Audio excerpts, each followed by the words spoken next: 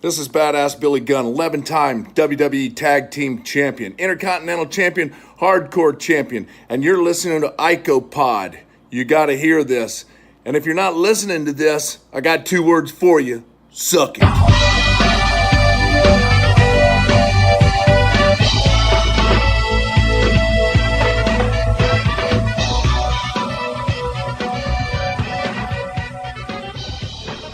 Yo, bro, and we're back with episode 48 of IcoPod. No, it's not Virgil, it's me, Bob Collins Jr. And with me, as always, is Austin Skinner. Bro, what's going on? Well, similarly to Virgil, we are 48 inches into the first season of 1993's Raw. Oof. And I don't know, I'm pretty solid, much like Virgil. I'm pretty solid, pretty hard sold on the year so far. Well, the sad thing about this is that Virgil's not on this show to talk about. Fuck. I know. Maybe we should just do a podcast where we just talk about shows that Virgil's on. Yeah, suicide dives, 450s. 450s. Yeah. Fucking vaulting body splashes to the tilt the world head scissors. Right. Yeah. Lightning quick hands. Yeah. Knockout punch of Virgil. Exactly. You know, signing autographs on action figures and then wiping them off. And then being like, fuck it. Oh, well. That's my favorite little Bob story, that you thought a little red magic marker. Yeah. You're like, you know what? No, fuck this. Because I still wanted to use the action figure. Yeah. So you're like, fuck that. Yeah. Well, the moment has come. It is time for us to talk about Survivor Series 1993. You may be wondering, hey, why aren't you guys doing like a long-winded opener? Well, I feel like we did that last week. Yeah. And also, it's almost 9 o'clock on a Thursday. And judging by how long the previous one went, we're going to be here till about 11. Yes. So I figured, hey, man, let's just jump right into it. How do you feel about that, Austin? Unless you have something else to say. That is mega important. Well, I think we got almost everything off our chest last week between just the hilarious segment with Sean and Rio Rogers there. Right. And I would say the Virgil shenanigans mixed with the just ridiculousness, the embarrassment of the Doink match, and everything in between. I'd say the last episode's a can't miss, and we'll see how this one goes. Yeah, I don't think I've laughed as nearly as hard as I did last week on any episode, let alone my entire life. Yeah, I was near piss pants. Yeah. So I think the yo bro might be part of our vocabulary moving forward. Oh, shit. So we'll see how this goes. Yeah, Merry Christmas, motherfucker. Happy New Year. Bring in that 2019, yo, bro. Okay. That's right. All right, so our focus this week is not on Virgil and Scorpio's penises. No, it is on the final pay-per-view of 1993 for the World Wrestling Federation. It is Survivor Series 1993. We're live on pay-per-view. It's November 24th. It's the Wednesday before Thanksgiving. It's Boston, Massachusetts at the Boston Gardens. There's 15,509 fans in attendance. The buy rate was a 0.82, which is down from 1.4 previous year. And this would also be the lowest buy rate for Survivor Series to this point. Wow. And I wondered quite possibly why, but we'll get into this. So the show opens with Lex Luger and his family wishing everyone a happy Thanksgiving. And I would sit here and tell you that I wrote down the wife's name. I did not. I would sit here and tell you I wrote down the kids' names. I did not. Because I was on my couch with my hand on my face and rubbing it, because this is just poorly forced and just trying to make Lex Luger look like this all-American boy. I mean, he's cheating on his wife every time he gets. I mean, those kids might not even be his, but she's probably banging somebody else since Luger ain't even there.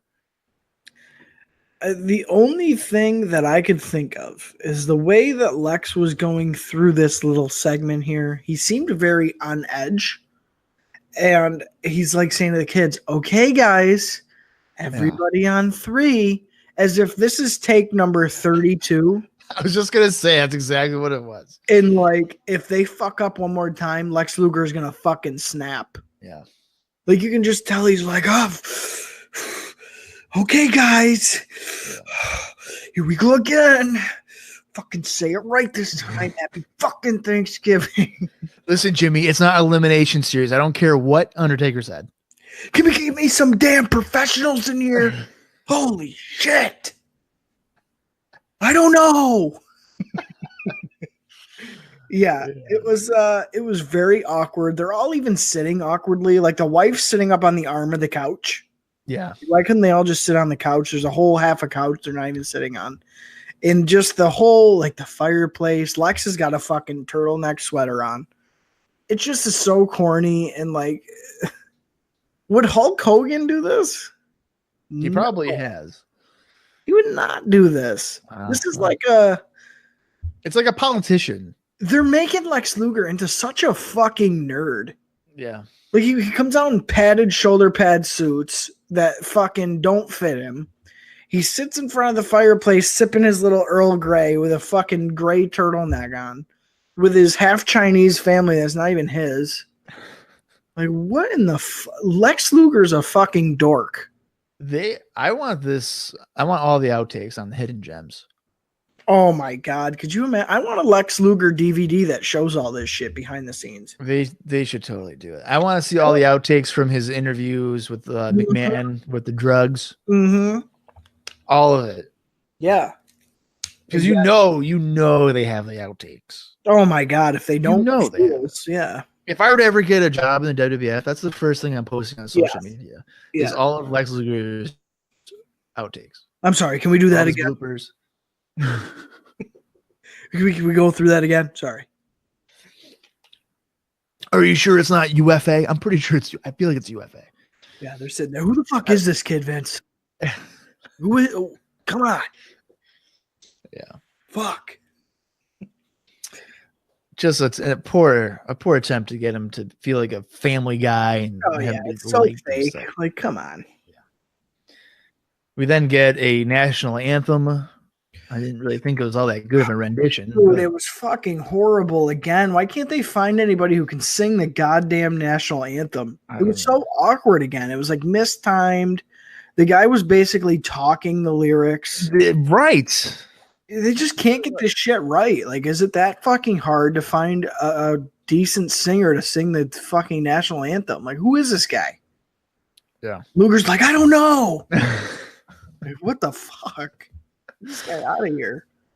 We go to the Survivor Series opening video, which is like a quick video too. It's like 10 seconds. It's like little train noises. Yeah. I feel like they're usually like longer videos, but yeah. We then go to the arena where Vince McMahon and Bobby Heenan welcome everyone to the show that sold out in just under an hour. Joke's on you. Heenan talks about the egos backstage and how none of them will be able to work together. Then they note that the WWF radio guys are at ringside, which is Gorilla Monsoon and Jim Ross. And Monsoon will be keeping Heenan in line. So that's fun. IRS comes out because we go right into our first match here. IRS tells the fans they better feel lucky that they aren't coming to their house for an audit. Right. Razor Ramon comes out. This is obviously after all the heel guys come out. Well, I just want to point out that they all came out to Diesel's music. Which is because IRS doesn't have music. Well, right. Technically. Right. But I thought that was interesting that it wasn't Martel, it wasn't Adam Bomb. It was Diesel music. So, yeah. I mean, I would have preferred Bomb's music probably. Me too. And speaking of Adam Bomb, his outfit here tonight was fucking awesome. It was like the black and like a electric green. His fucking goggles had lights on them. Yeah. He was looking cool as shit. Yep. Razor Ramon, following their entrance, gets on the microphone and says that Mr. Perfect is such a perfect partner that he tagged out before the match even started. Fucking dick. And for real. And then he reveals that he found an even better partner, a partner that has just as much machismo as him, and that would be Macho Man Randy Savage. The Macho Man. Yep. So Randy Savage is being inserted into the match. So the first match of the evening, it is IRS, Diesel, Rick Martel, and Adam Bomb taking on WWF Intercontinental Champion Razor Ramon, 1-2-3 Kid, Marty Jannetty, and Randy Savage, who is substituting for Mr. Perfect. Do we know why we got the switch here? No, I do not. I did not look at any observer notes. I will look at those when we go to our next episode of Raw. I do recall noting that both Bigelow and Perfect had personal issues or family issues. Yeah. I'm not sure if that is the exact reason as to why Perfect was not on here. Exactly. I'm assuming it had maybe back related or something, or he just didn't want to do it. Right. I don't know. Can't say that not having Perfect in this is going to be heartbreaking for me. I mean, yeah, pretty much. Yeah. So the match starts off with Ramon. Well, before I get into this, I just want to point out to everybody, I feel like I've been doing pretty good with cutting down on match notes. But considering the format of these matches, I found myself making a lot of fucking notes. So I will try to not bore you with nothing but match detail. Yes. Ramon and Martel start the match and they trade some basic holds. Ramon rolls through the middle rope, or Ramon rolls through a middle rope crossbody for a 2 count. And then he hits a fallaway slam. Martel gets an atomic drop a couple of times. He gets met with clotheslines. Adam Bomb gets into the match and tries his luck with Ramon. He shoves Ramon to the mat a few times to taunt him. They do a test of strength with Bomb keeping control of Ramon. Ramon backdrops Bomb, and Martel accidentally elbow drops Bomb. Whippleman gets in the ring and he is decked by Martel. Bomb decks Martel, and then IRS tries to calm them both down. Mm-hmm. Kid gets tagged in and is met with a shoulder block. Bomb then tosses Kid to the mat. Diesel tosses Kid across the ring out of the corner, and he hits a gut wrench suplex. Kid comes off the ropes and is met with a big boot. Yeah, the moves here that Diesel was hitting on Kid, the gut wrench suplex, the throw from corner to corner. First of all, the gut wrench suplex looked like it snapped 1-2-3 Kid's neck. Like, that's how much velocity that shit had on it. The big boot, from what I remember, literally caved 1-2-3 Kid's face in. Just fucking brutal. Well, these are the type of guys I would have Diesel work with for like months. Yes. This is how you buy into him getting, becoming a monster instead of, upside down on the apron. Yeah, and I couldn't help but to think, imagine how badass a team of like Adam Bomb and Diesel would be. Like, holy fuck. Like, that's a fucking team. Similar look, big fucking guys, power moves.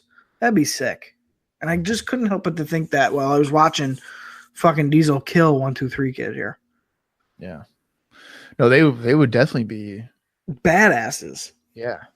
I mean, promoting them against like the Steiners or something, that would probably be God, yeah, dude. a lot of fun. So good. Kid head scissors Diesel and he tags in Savage. Savage comes off the top of the double axe handle.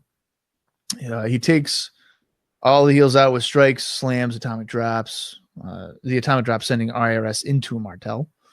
Savage sends Bomb into Diesel, and then he knee lifts Bomb to the floor from behind. Savage slams Diesel and goes to the top rope, hitting the elbow drop for the first elimination.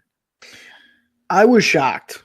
I did not think that. Yeah, I didn't think Diesel would be the first one gone. No way. I thought Martel for sure would be gone. Yes, me too. And not only that, I thought Diesel was about to kick out a Macho Man's elbow drop.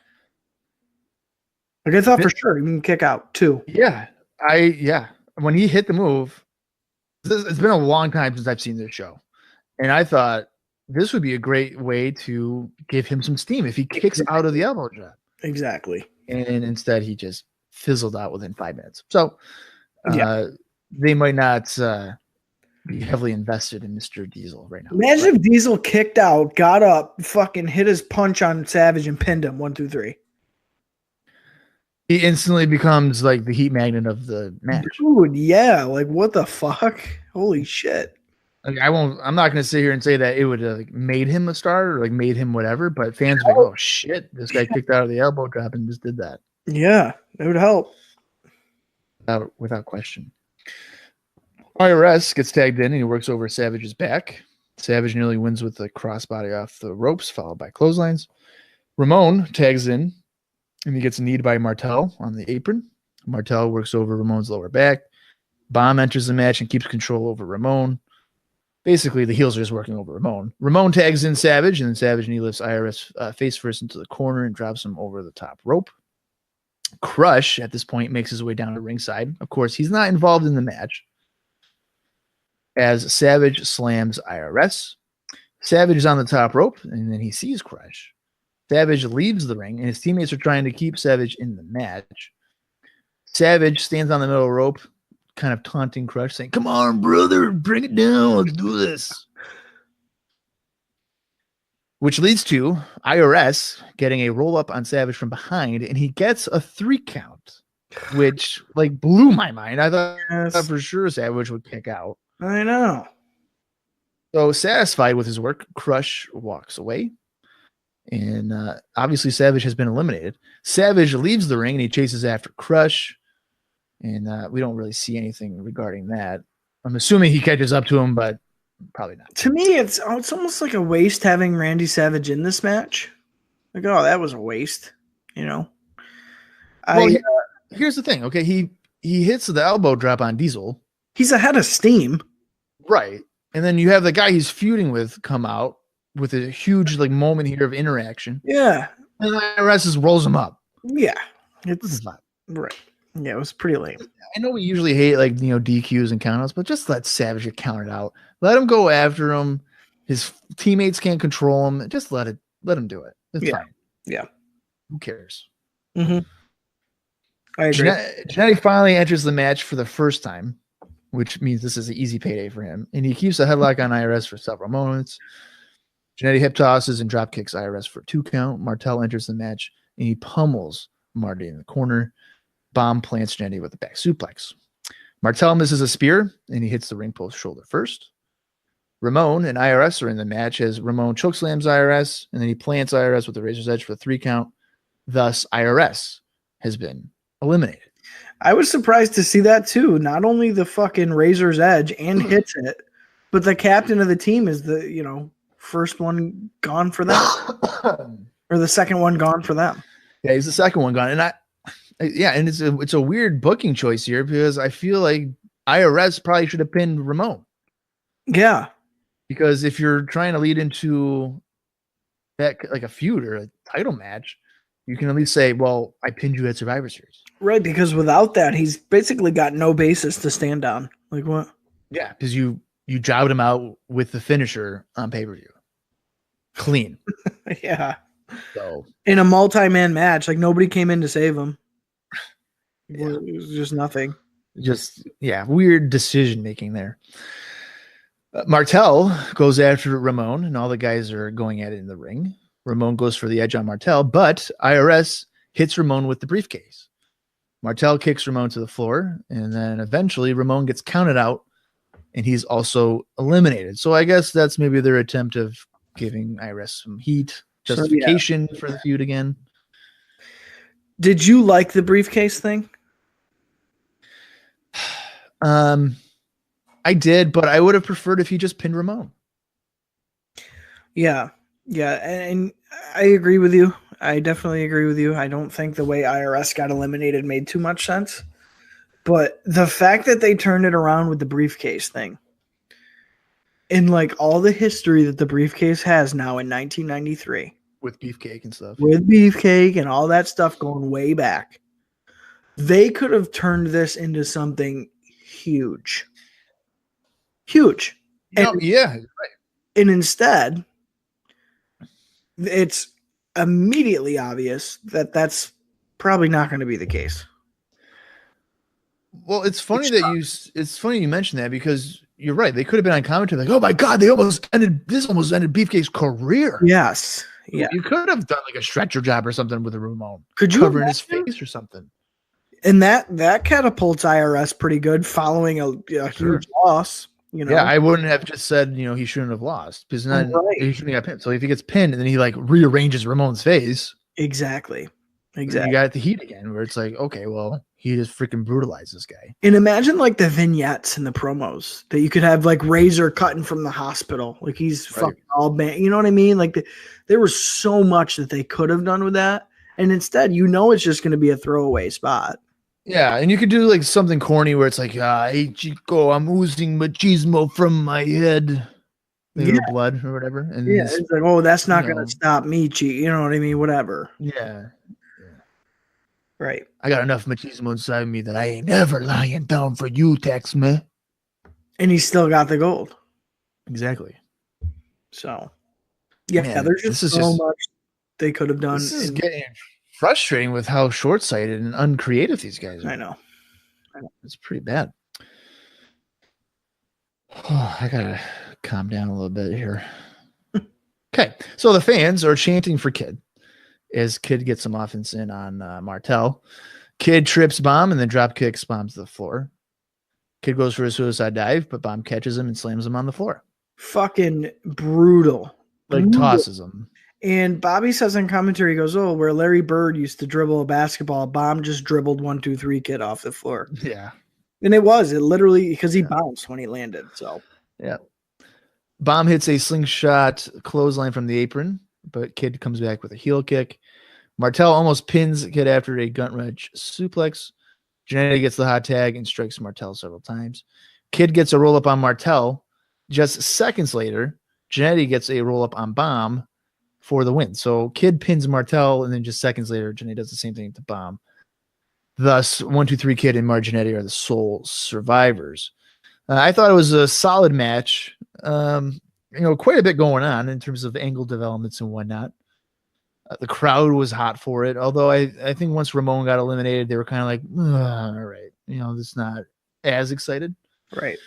The finish here, I actually did enjoy because it's quick and it's believable that they got on Martel and then Bomb is like overwhelmed or just quickly like, oh shit, like he didn't see what was going on.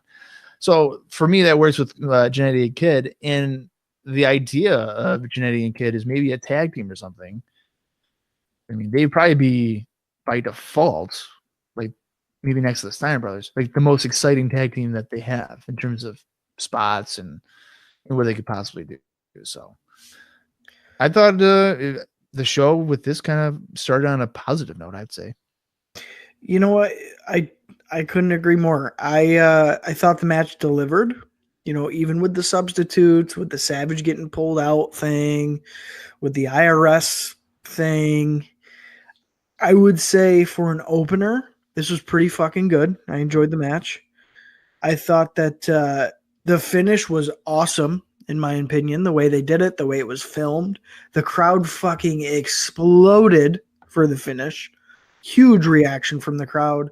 I think, like you said, Bob, I think a team of Marty and 1, 2, 3 Kid would be fucking awesome and would make total sense. I'm surprised they haven't kind of made that happen more so before this. We got the one little squash match or whatever, but I was a fan.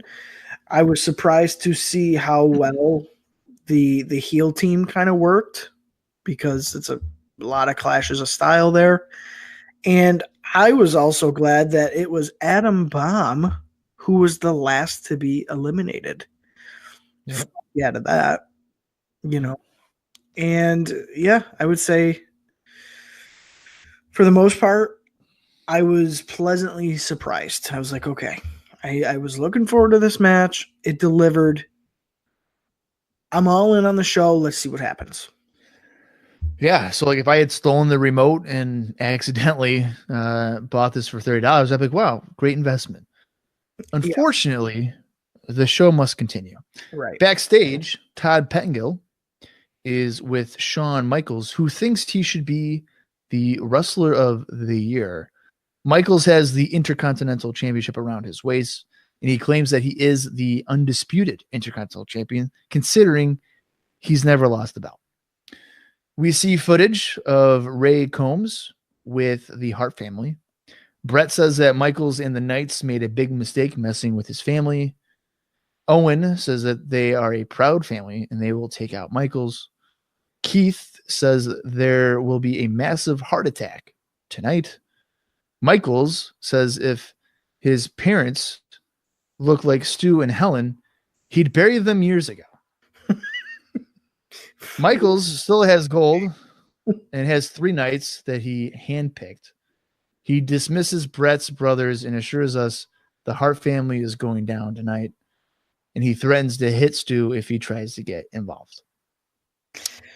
Yeah, just to kind of cut back to the Hart family here in the locker room, they all look like they're fresh out of the 1970s. Owen was in a striped shirt, stonewashed bell bottoms. Brett had like a suit vest on with an unbuttoned white shirt and cowboy boots. Keith and Bruce were in wicked dated suits. And Bruce is wearing sunglasses inside. And Stu is in a Detroit Pistons jacket. Yeah. So just what the fuck is going on here backstage? Like you said, you know, Brett makes his points. Owen basically kind of repeated what Brett said. Keith had his little sentence. And then Bruce doesn't get the microphone. And Brett kind of like grabs his shoulder to acknowledge, like, hey, fucking let him say something on the mic. And Bruce never gets the chance to talk. Like, they don't give it to Bruce. And part of me thinks that might have been intentional. Like, no, we don't need that. I feel like Bruce is like the loose cannon of the group. He definitely is. He goes into business for himself for sure. Like, you know what? Maybe this is similar to Luger and his family. Maybe they did it like 19 tries. It's like, you know, on the 20th try, like Brett just put his shoulder on Bruce and just said, "Hey man, just stop. You take it back. We're not getting this right.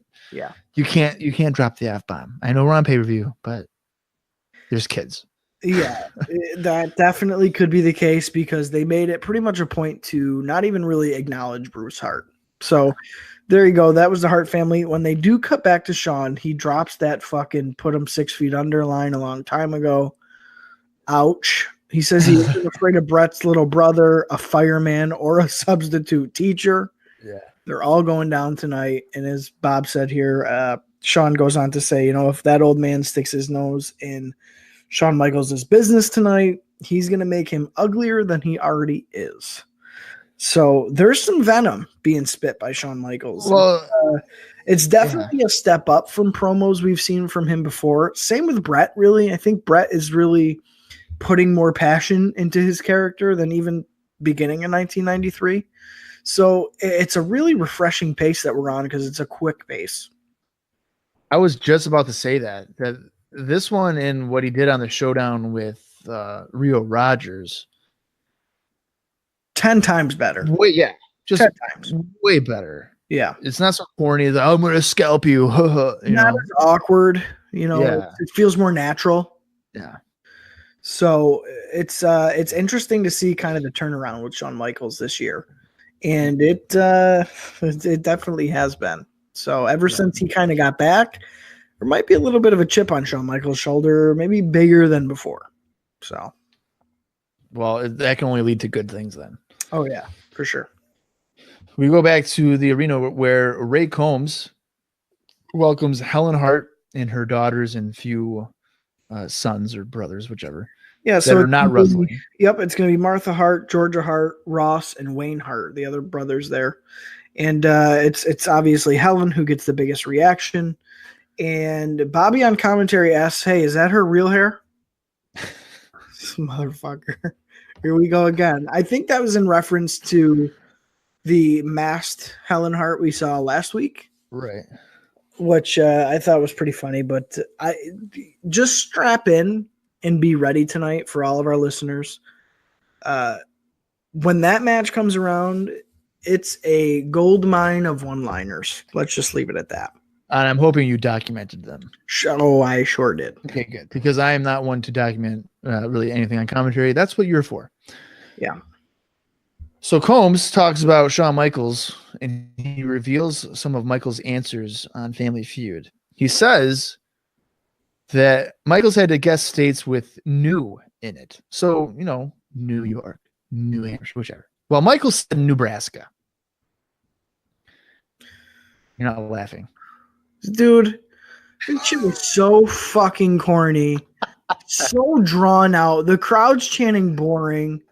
This shit just went on and fucking on and on. This guy's not funny. Ray Combs isn't funny at all. Well, he continues here. He talks about what the fans said about Michaels' mother, saying that Bigfoot takes pictures of Sean's mother. Okay. His father is so slow that it takes him 2 hours to watch 60 minutes. Cool. Like, who the fuck told him these jokes? Nah, I think that's just like Stu Hart joke. Yeah, 2 hours to watch 60 minutes. Yeah.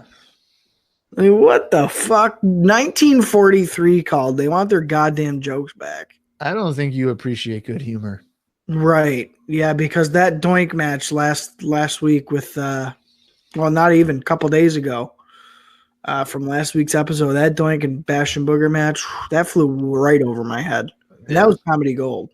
It was. So all right. Well, that brings us to our second match. 2 hours, which is 60 minutes. Kiss my ass, bitch.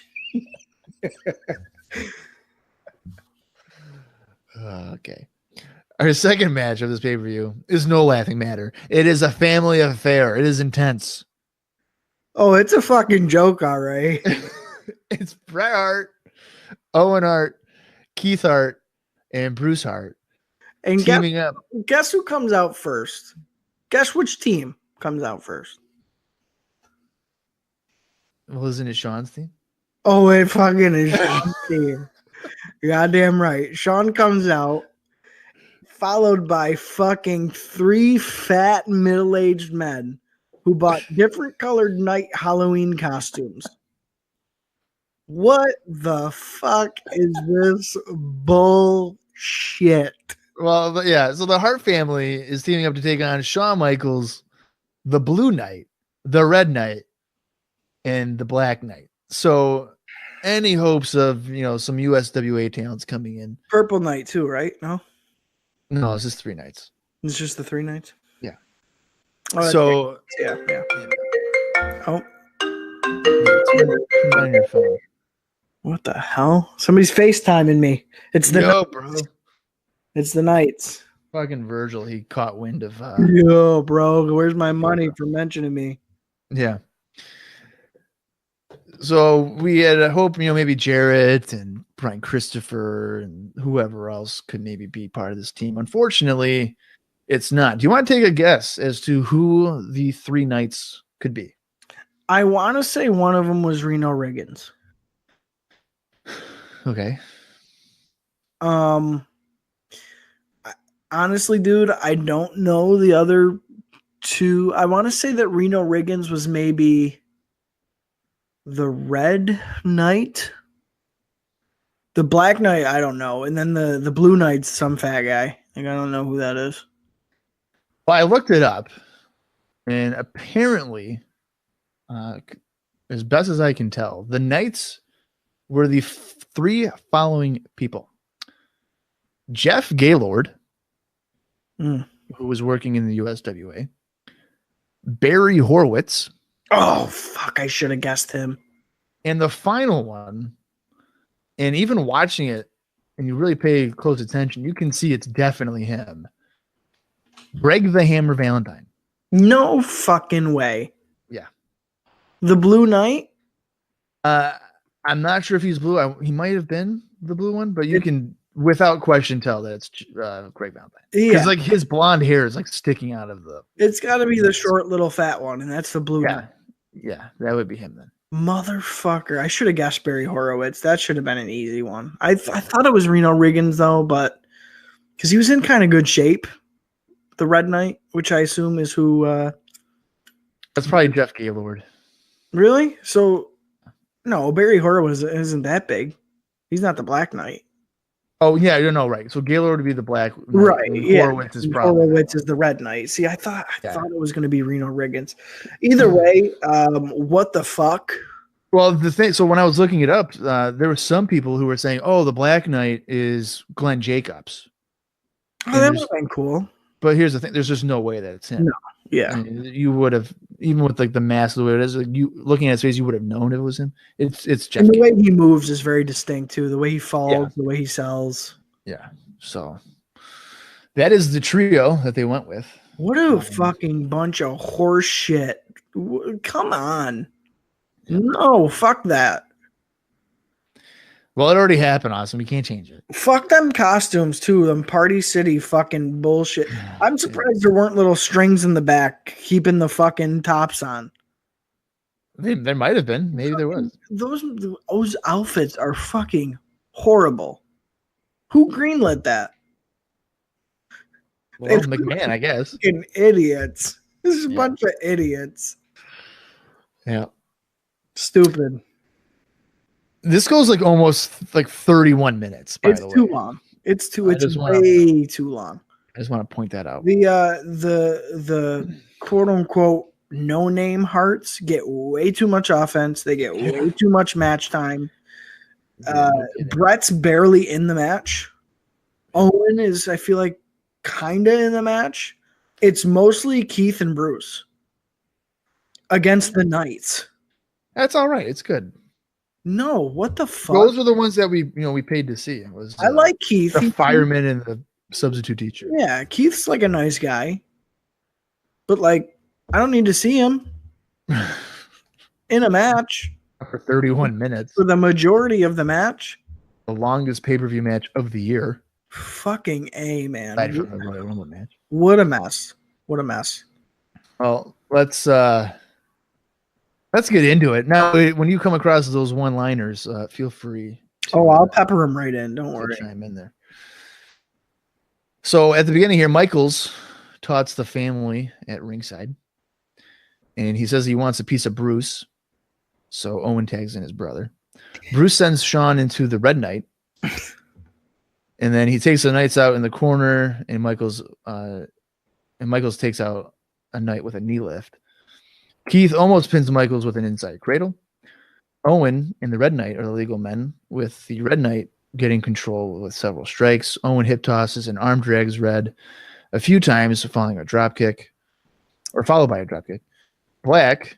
If I say red, black, or whatever, blue, that's the Knight, not just the color. Yeah. And real quick here, first line of the match from Bobby Heenan. Stu came down in now a Boston Bruins, basically a bomber jacket, which of course he's changed jackets already. Yes, which makes much more sense because of course they're in Boston. So yeah, you're not going to go out there with the Bears. Yeah. Exactly. So why he was wearing a Detroit Pistons jacket earlier in the promo, I have no fucking idea. Yeah. So, we have that. And Bobby here says that, Stu's got a different coat on. Looks like he snatched another one from the souvenir booth. So he's insinuating that not only one, but two jackets have been stolen from the souvenir booth by Stu Hart here. Well, I wouldn't put it past them. You never know. You never know. Never know. Also at this time, Ray Combs joins commentary. Mind you, Ray Combs was also talking the entire time through the entrance of the Hart family, which was fucking super annoying on the house mic. And I'm not looking forward to his ass on commentary here, but nonetheless, he's going to grace us with his presence. So, well, at least it's not Art Donovan. That's true. That was a fucking nightmare. That was a nightmare. Can't wait to get to that one. Also here, early on in the commentary, Bobby pinpointed the smell at ringside being the Hearts sitting behind them, which is, again, the women and then the two other brothers. So that was good. Black gets tagged in and is decked by the Hearts. Brett gets tagged in. He atomic drops Blue a few times, followed by a clothesline for a 2 count. Michaels knee strikes Bruce from the apron. Blue slams Bruce. Michaels works over the lower back. Bruce almost pins Black with a backslide. Bruce fights Michaels on the apron and comes back into the ring with a clothesline. Brett gets tagged in and nearly pins Black with a roll up. Owen comes in to deliver a spinning heel kick. Everyone gets in the match and they are brawling with each other in each corner. The heels are all sent into each other. Owen hits a missile dropkick and he pins Black Knight for the first elimination. If only that meant the end of the match. Well, the fucking Ray Combs thinks it is the end of the match. Well, yeah, but he's like doesn't understand rules. Right. Doesn't understand wrestling, so. And so Bobby the whole time is calling Owen the Shadow. Because of course he's in Brett's shadow. So they're really driving that home. Yeah, for sure. Like the last week or so. They're like, oh, you're gonna know this. Like to a point where you're foreshadowing something like too much. Yes. So he's calling him the Shadow. He also yells. So he is Stu. He's yelling over to him. And Vince is like, what are you doing? And he goes, Stu asked me to yell over to him. He fell asleep again. I was going to leave him a message on his beeper, but I figured I'd just yell over to him instead. And Vince goes, Bobby, you better stop it. He's going to come over here and like beat you up. Bobby said, oh, that's good. That's okay. It'll take him 2 hours. We'll be off the air. I remember that. I remember that one. I was like, oh my fucking, and that's how he said it. It was just nonchalant. Yeah, that's okay. Take 2 hours. Yeah. He like just like you could just visually like picture him being like, "That's all right, man. We'll be off the air. I'll be at my hotel by the time he gets to the table." Like, what are you talking about? Yeah. So Bobby's just peppering him in here, and we're not even 10 minutes into the match. So no, yeah, we're still in like the early moments. Yeah. So after the elimination, Brett tags in and he works over the Red Knight's knees. In fact, all of the Hearts are working over the knee. Keith gets worked over for a few moments by the heels. Michael sends Keith into the corner shoulder first. Keith, at this point, has been taking a decent beating for several minutes, just babyface in peril to the max. Michaels misses a top rope splash, and then Brett gets tagged in going after Red Knight. Brett gets the submission with the sharpshooter, so Red Knight is out of here. And real quick, I was wondering at this point why this match was going so long with the people involved. It's like, do they really, these guys will potentially, 99.9% will never be in a match again. And they're getting a long time here. And, at least we got another elimination, but fucking A. I was already over it at this point. Really quick, too, another gem from commentary. Bobby says that he saw Stu yell over to Helen that he was damp. What does that mean? It's just like, motherfucker. He's like, oh, Vince, I just saw Stu yell over to Helen. He said he was damp. What does that mean? Son of a bitch. It was funny, too, because Combs wasn't supposed to be laughing at Bobby's jokes. You can tell. How do you not? He was trying to hide it, but he was laughing at Bobby's jokes. Well, how can you not? Come on. It was hilarious. It was hilarious because he was genuinely cracking the guy up. So good. Which is funny because like Ray Combs is supposed to be the funny guy. Yeah. And he's not funny. Well, it's funny because he would like genuinely like laugh and he'd go, oh, Bobby, you're going to get yourself in trouble. But he's like trying to cover it up. Yeah. The fact that he's fucking actually laughing at this shit. Right. It was great. Oh, boy. So following that submission elimination, Blue Knight clotheslines Brett to get the advantage. Brett gets worked over by Blue and Michaels. On the floor, we see Stu is massaging Keith's shoulders on the floor because Keith had his arm worked over for a good part of the match here. That just came across like real awkward. Yeah, because it doesn't even look like a massage. It looks like he's like digging his hands into his knee, into his shoulder, and like Keith is like, "Yeah, thanks, man. Thanks, Dad." Well, and they even mentioned, I think Vince is like, "Oh, I don't know if that's helping or hurting there." Yeah. What the fuck? What the fuck is this guy doing here? And yeah, it's funny because they cut away from the action to show this shit. Yeah. We were getting boring chants at this point. They were definitely peppering in some boring chants. The crowd was, and Sean at one point was calling spots basically right into the camera in the corner while Keith was getting his ass beat. So it's getting a little kind of off the rails here. Also, at this point, we got another gem. as Vince started talking about the Hearts and how, Stu has trained most of them or whatever.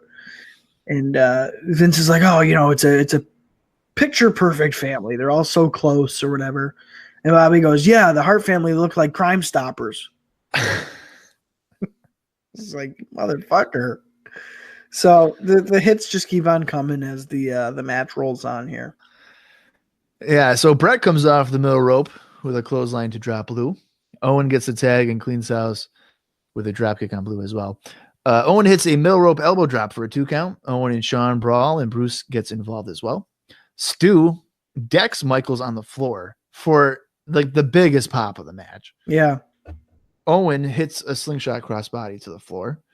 Owen hits a crossbody onto Blue for a 2 count. Michaels is clothesline to the floor. Bruce bulldogs Blue. Owen locks in the sharpshooter on Blue for another elimination. I want to point out though, with Stu hitting Michaels, what would the pop have been if he had done that to Lawler? Oh my God, yeah. Can you even imagine? Considering the history, the months of build-up, I mean that place would have gone unglued. Yeah, I can't even imagine. Michaels begs off Owen in the ring, and then Michaels gets decked by all 4 Hearts. Sean super kicks Bruce for a 2 count. Right up the fucking chin, he's hit that super kick. Yeah, and that would turn into one of the most iconic finishes ever. So I'm sure Bruce hasn't been going around saying, I kicked out. Yeah, he got it over. I kicked out at 2. Yeah. Bruce drop kicks Michaels, and then Brett gets tagged in. Brett catapults Michaels into the corner, getting a 2 count. Owen tags in and takes Michaels over with a belly-to-belly suplex. Owen comes off the ropes, and he knocks Brett off the apron onto the railing, and that causes Owen to be kind of distracted. Michaels rolls up Owen to get an elimination on Owen Hart. Owen gets up, and he's pissed. Threw a tantrum. Yeah, he's asking Brett, what is he doing? He's just really fired up. And to Owen's defense here, Bret Hart kind of made it obvious as to what was going on here, because he's on the apron selling his knee. And he purposely waits to start walking on the apron as soon as Owen is sent into the ropes. He's watching the match. And then he gets his leg off the ropes and starts walking towards his corner as Owen is coming off the ropes, and he collides with Brett. It's like, what? Yeah, it was like an awkward, I'm going to purposefully get in the way. Yeah. It's like, okay. No, it'd be like trying to cross a railroad track. And you see the train coming, and you're just like, oh, I'm going to go now. And then, poof, dead. I'm like, what? No. And then Brad's like, what the fuck? Yeah, oh, dude, I didn't mean to. It's like, you fucking were watching the match, and you saw him coming off the ropes, and you decided, I'm going to go try. Mm-hmm. Mm-hmm. And mind you, so he's selling legs, so he's limping across. So he's taking a sweet old time. And Owen just knocks him to the railing. What? I don't know who's stupider, the fucking Knights or the Hearts. In that moment, it's fucking Brett. I'll tell you that right now. What the hell is going on here? Yeah, that was just ridiculous. So Owen, in my opinion, has a justifiable reaction. So he walks out on the match. There's this is bullshit. Yeah. As Bruce is working on Michaels, Bruce gets sent into the corner, chest first by Michaels. They collide and do a drop down. Brett sends Michaels into the corner a few times and crotches Michaels over the top rope. Brett tries for the sharpshooter, but Michaels wiggles free, and he rolls to the floor and is like, you know what? I'm out of here. So he gets counted out, and that is everybody for that team. So that gives the Hart family the victory, and the only person eliminated was not the substitute teacher, was not the fireman. It was the Shadow. Owen Hart. Owen Hart was unable to remain in the match.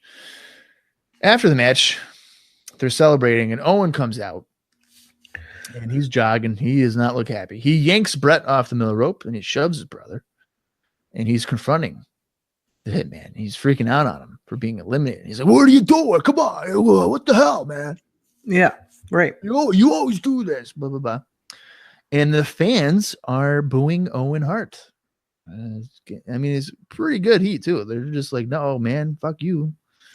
Well, We love Brett. right. And they played off the fact that it's like, oh, family ties, like such a strong bond. Right. And Owen is spitting in the face of that. He's like, no, fuck this guy.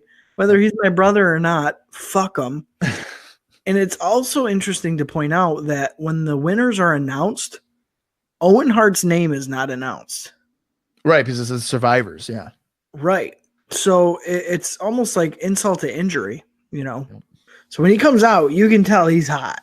So, yes, that's what we get post-match here. Well, Todd Pettengill tries to talk to Owen on the aisleway, but Owen does not want to talk about it. And he walks backstage with the fans just raining down boos on him.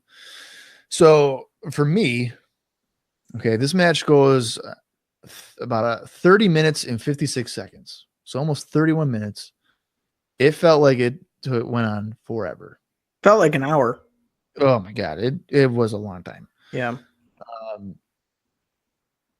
Whether it was Michaels or Lawler, this seemed like the ideal time for this match to go like 10 minutes. All of the guys get eliminated and the Hart family reigns supreme. Right. Or you can do this entire match, have it be a squash match, and just have Owen get eliminated, but not 25 minutes into a match. Like have him get eliminated 8 minutes into a match. Right. You can tell the same story and cut it down drastically. Absolutely. Absolutely. And the whole thing is, and this is one of the matches that I have seen before from this pay-per-view, just because I think I was so interested to be like, what the fuck is this bullshit? Right. So I have seen this match before. I didn't enjoy it as much the second time around as I did, I think, watching it the first time. It's a lot of, again, why is the spotlight on Keith and Bruce Hart kind of thing? Like, why are they getting so much ring time? To whereas, like I said, Brett is barely in the match, I feel like. So with that in mind, the Knights are shit. I don't give a fuck about them. Sean's kind of barely in the match too. He's like playing the chicken. So every time either Brett or Owen tag in, he tags out. So he's not really fighting the main guys. Stu was basically a non-factor other than the punch. The punch did get a good reaction, but I almost wish he did a little bit more. Again, he's old, so I don't know how much they're going to do with him, but I would have liked to seen something a little bit more with him, even because Sean played to the Hearts that were outside of the ring quite a bit. Mm-hmm. I'm surprised he never went over there to get slapped by Helen or, punched by Wayne Hart or some bullshit like that. We didn't get anything like that. So I think there was definitely some missed opportunity here. It did feel weird with Sean and Knights. Like, it didn't fucking make sense at all. It wasn't even like they were a team. Like, Sean was just using them basically as like cannon fodder, which maybe that's the point, but still. So it was just it's a weird match, but I think the payoff is worth it. The finish is stupid. Like Sean just leaving, like that sucks. It's a waste of a half hour. Yeah, that sucks. Like, oh, okay, well, there was no point to that. Yeah. But the whole Owen coming back thing, him like letting the rest of the Hearts leave while he's up on the corner, like, yeah, woohoo, like I'm whatever. Yeah. It was really good. The way they did that, I really enjoyed. So the match might have sucked, but coming out of this, I don't know about you, but I'm certainly thinking, well, what's Owen's reaction going to be now? Like, what's going to happen if he has like a day to think about it? Is he still going to be pissed? Yeah. Is he going to be like, my bad, dude, we're bros, like, sorry about that? Or what's going on? That's kind of how I feel at this point. Like, if we see on Raw or something, they'll reconcile and like hug it out. Yeah. I think it's a heat of the moment thing. That's the way it feels to me. Yeah, that's how I would interpret it as well. So it should be interesting to see the direction that Owen goes in. Yes. I mean, back when he was fighting like Bigelow and all them, he was having good matches. So if this is like a push for him, let's go for it. For sure. I can totally get behind that. Yep. We go to the commentary team where McMahon and Heenan let us know that they will be switching to WWF radio for the next match, while Gorilla Monsoon and Jim Ross will be doing the pay-per-view broadcast. I was kind of bummed. Yeah, I mean, it makes sense a little bit. Yeah, but you know So what? like Jim Ross can cover it on pay-per-view, you know? I don't know. Yeah. There's more people probably watching the pay-per-view than listening on WWF radio. So. Well, and the thing is, for me, I don't feel like JR and Gorilla have half the chemistry that Bobby and Vince do. Yeah. So, well, they're both like play-by-play guys. Yeah, they play it straight, which is kind of like, okay. Yeah. So as they're switching areas, Monsoon grabs Heenan by his collar and he's kind of threatening him. Heenan begs off Gorilla not to hit a man wearing glasses. He's like, "Come on, man, I'm wearing glasses. You can't do this, man. I'm wearing glasses." Ironically, Monsoon wears glasses. So Monsoon lets him go. He's like, forget it. He just waves him off. Like, yeah, he turns his back, and then Heenan's like getting ready to punch him from behind, and then Monsoon turns around. He's like, "Oh nope, just walking to my table." Yeah, he like fakes hold in the ring. Like, yeah. I was scared there. We get an ad promoting WrestleMania 10, which is taking place at Madison Square Garden on March 20th, 1994. It's gonna come quick. Quicker than 93. Yeah. But there's also a longer gap between Mania and King of the Ring that year. So right. That'll probably be a little brutal. And then we get a video highlighting the main event. Kind of promoting that a little bit. And it's funny too, right before this video got piped in, you could visibly see the Hearts that were sitting behind the commentator table getting up and leaving. Like that's all they're good for is that moment. Yeah, they were just plants to be there for that match and like, okay, you guys can leave now.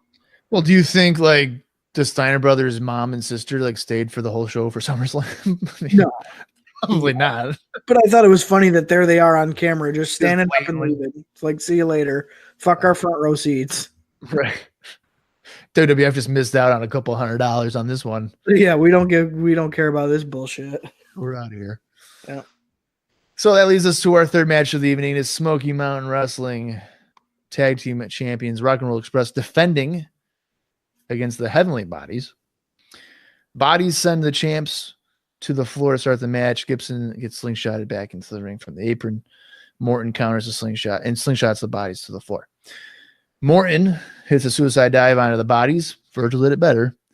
Gibson and Del Rey start the match legally with Gibson taking Del Rey down with the head scissors. Pritchard and Morton then get tagged in. Pritchard runs the ropes, staggers, but gets hip tossed by Morton several times. Del Rey accidentally super kicks Pritchard, and the Bodies are sent to the same corner. Morton monkey flips Pritchard, and Gibson does the same to Del Rey. Bodies are atomic dropped, and the Express decide that they're going to row their legs on the mat, kind of like a comedy, spot there. The Express continue to work over Pritchard's knee. Definitely a Southern wrestling. Without question here. Gibson goes to the corner to prevent Morton from hitting the corner. Pritchard tried the same, but Del Rey is sent to the opposite corner.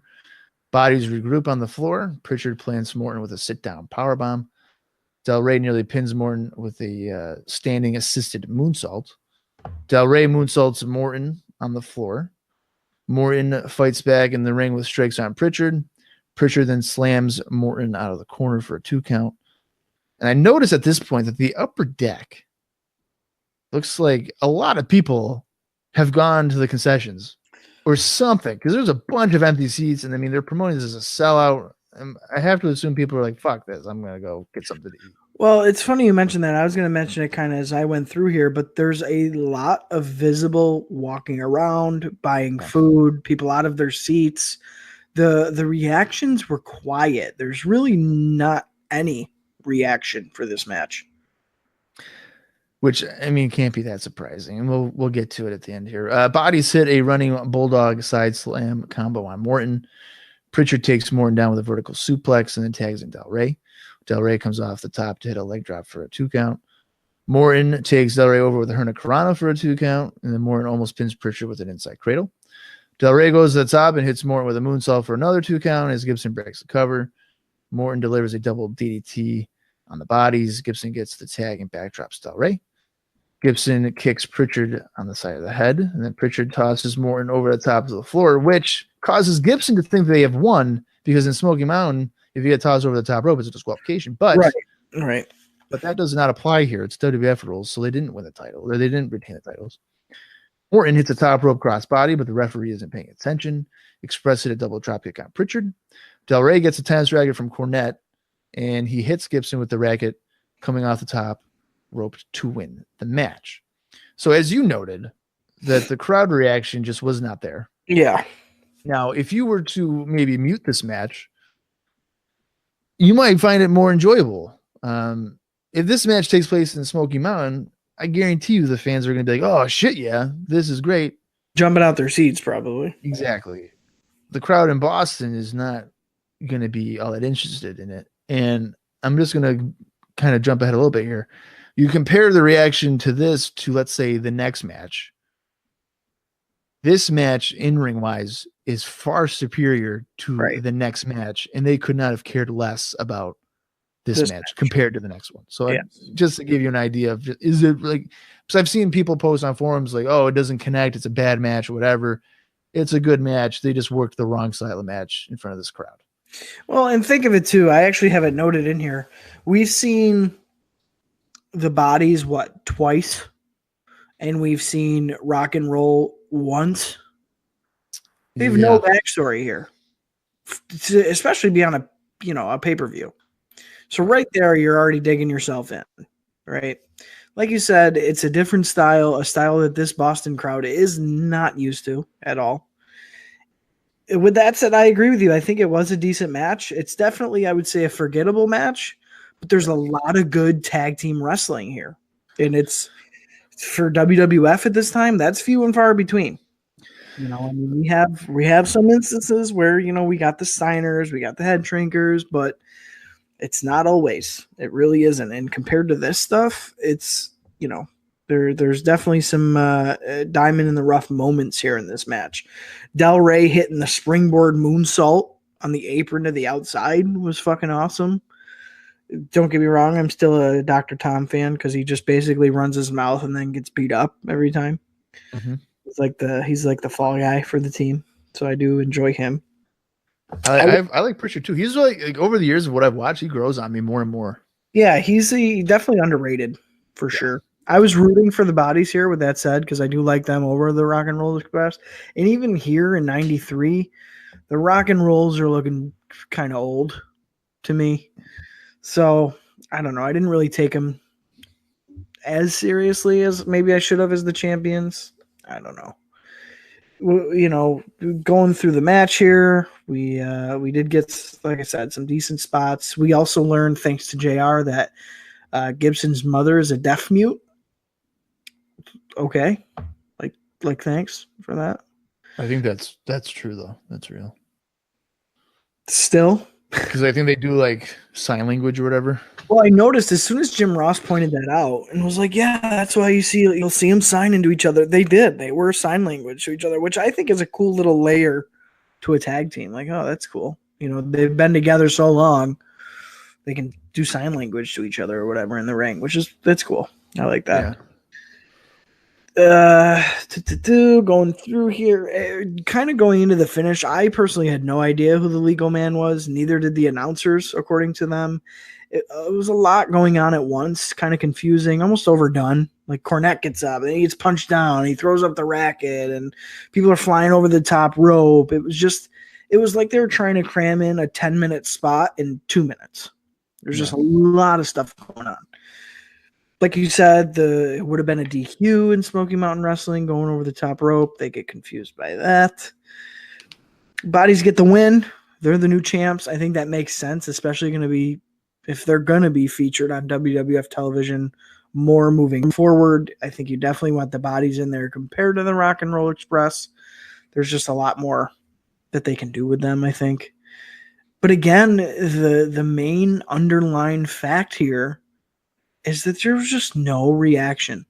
Very quiet crowd, could care less, weren't even in their seats for this one, which is kind of a shame because, like you said, Baba, it is a decent tag match. It's not horrible at all. Is it forgettable? Maybe. But definitely not received as I think it could have been or should have been. Yeah, I mean, it's definitely not on the same level of as their matches that take place in actual Smoky Mountain Wrestling. But again, that's because the crowd plays a major part in any match. Yeah, and setting. Setting does too. Sure, setting as well. Yeah, I mean, how many people in Boston are really watching Smoky Mountain television? I would Or say, yeah, understand the context of the feud or anything like that? Probably no. 10% of the crowd, if that. If that, yeah, I'd be surprised if 50 people in there know what the hell's going on. Right. So I mean, they're kind of like destined to fail for the Yeah. most part there. But yeah, bodies going over makes the most sense considering they're going to be on TV moving forward. So Yes. you're not about to have them lose to people that probably aren't going to be there. Yeah. We go to footage again from Superstars promoting the Doink Bigelow Survivor Series match. Same old nonsense. Backstage, Todd Bentgill talks to Bam Bam Bigelow, Bastion Booger, the Head Shrinkers. Bigelow says that he has the best group of guys to be his partners. He is confident that they will get the job done tonight. I should point out that the Head Shrinkers and Booger were eating turkey like wild animals throughout the duration of that promo. I couldn't even. If you asked me one thing Bam Bam said, I wouldn't be able to tell you what he said. But it didn't really matter anyway. I mean, the focus was definitely on the Head Shrinkers and Booger eating the turkey carcass. They were basically, it was disgusting. They were letting the meat just kind of squish up in their mouth and just roll off their tongue. They had bananas and other things smeared all over their faces and stomachs. It was just like no shock. There's no shock there. You know, that's whatever. I feel so bad for Bam Bam because I feel like he's trying to get something out of this, but it's falling so flat. It's not even funny. I feel bad for him because this is just poor usage. Oh, it's a waste. It's brutal. And I'm really dreading even talking about this, but I mean, I guess we have to. Yeah. It's the fourth match of the Survivor Series pay-per-view. It is Bam Bam Bigelow, Bastion Booger, and the Head Shrinkers teaming up to take on the four Doinks. Now, mind you, the entire feud has been basically between Bigelow and Doink the Clown. Right up until this point, Bob, I was sold on one of two things, and I couldn't remember which was which because I do recall Doink with Dink and two other little midget clowns. And I thought that's what we were going to get. No. But I think that's later on. Yes. So I thought it was either going to be that or I was fully expecting Matt Bourne, fucking Apollo, fucking Brawler, and fucking Skinner, all dressed as Doink to come out as four different Doinks. Right. Neither of those happened. Yeah, none of that actually happens. Instead, we get, and I'm just so annoyed already.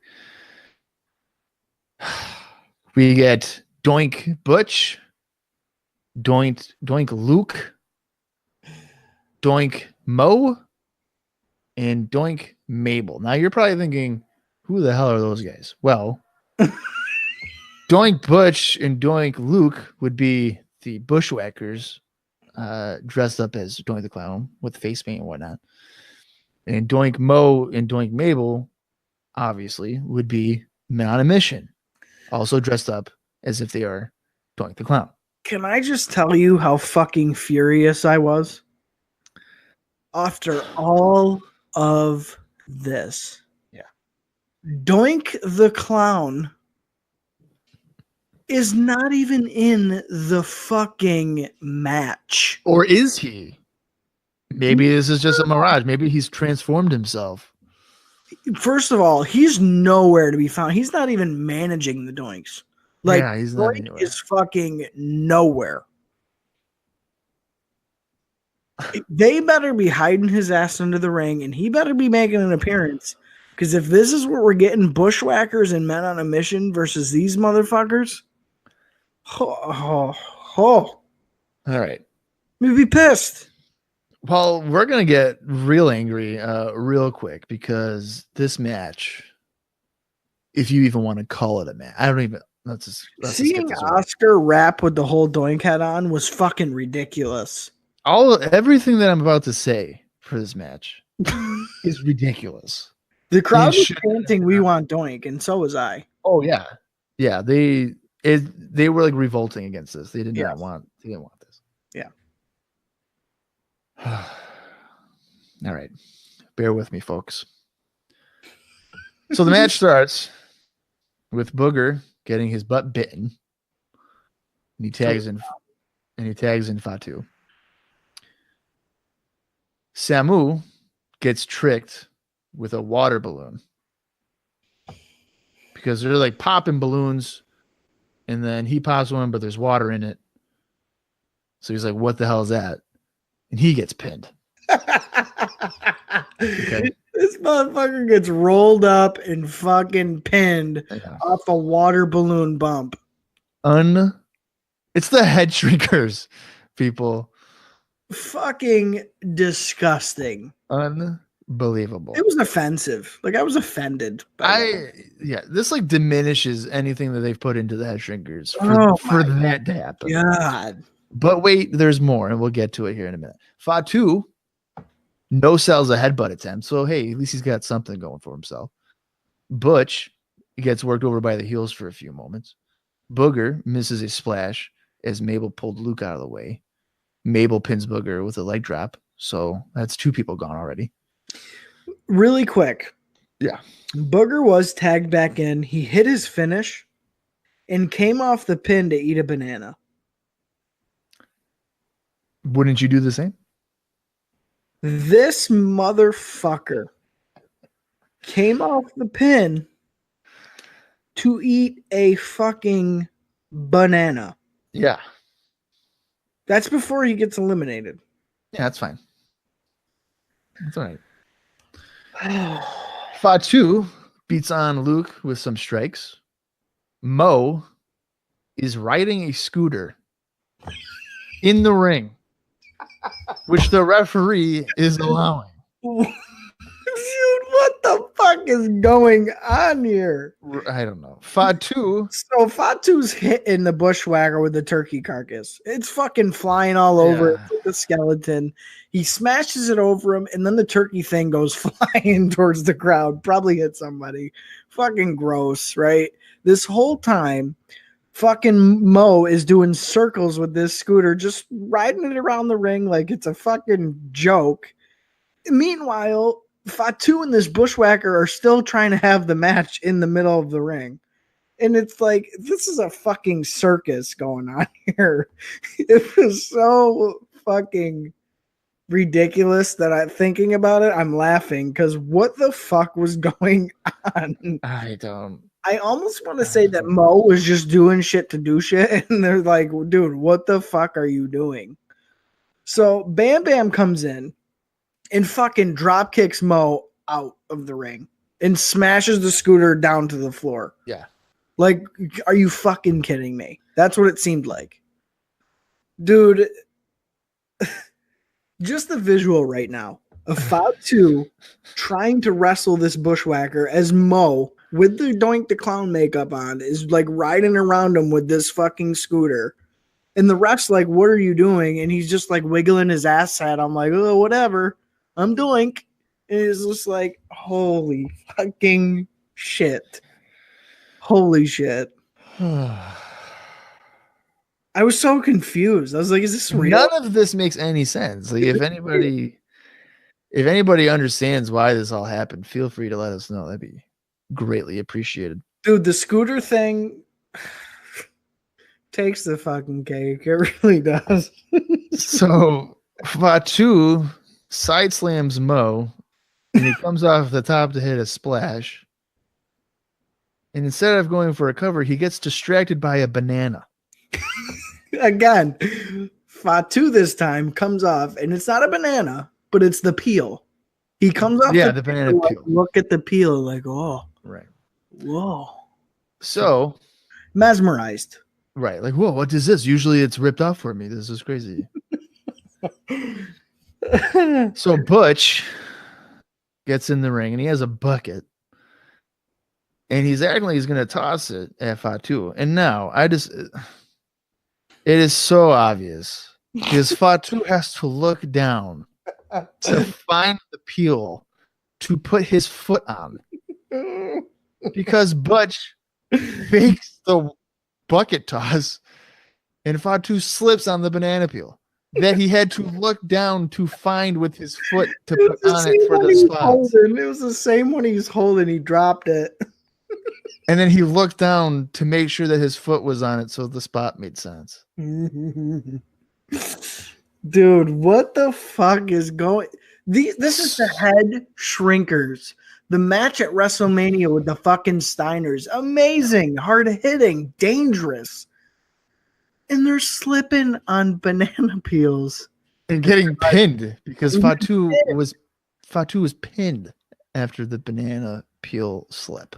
Samu got pinned after biting a water balloon. Right. Holy Christ on the cross. Jesus Christ on a motorbike. What the fuck's going on here?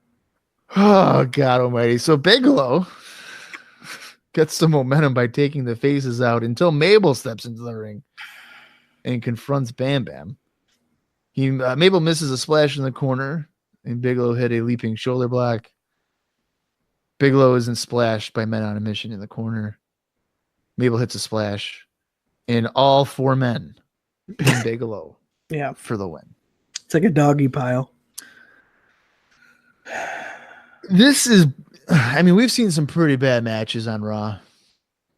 Hell, we saw some pretty bad matches last week.